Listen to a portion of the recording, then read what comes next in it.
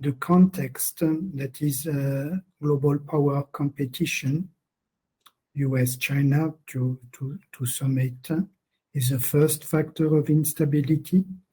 This is coming together with a second factor of instability. This is a competition between middle power, and we have something like 25, 30 in the world, double than the G20, more or less.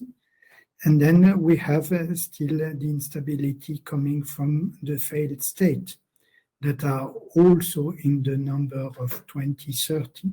So we have at least 3 structural reasons for instability, with potentially a larger number of people affected by instability. We may return to a situation close to the one of the late 80s, before the end of the Cold War, where a very large part of Africa, a part of South Asia was affected by conflict, as was a part of Europe a little bit later in the 90s.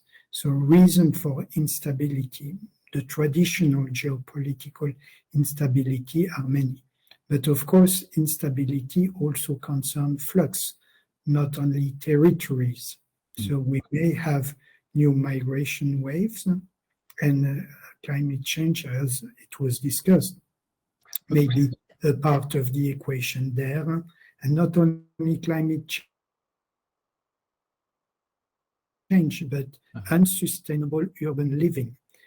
Because in a few cities, because of aridity, lack of opportunity, massive level of physical pollution, human life is becoming almost impossible, or at least extremely repulsive. So if people are able to leave this place, the abandonment of certain cities in the world, and in the proportion of thousands of them, is part of the future.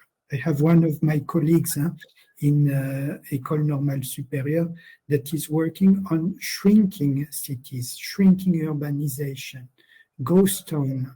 This is part of the future, as well as the expansion of other towns that may be left a few decades later.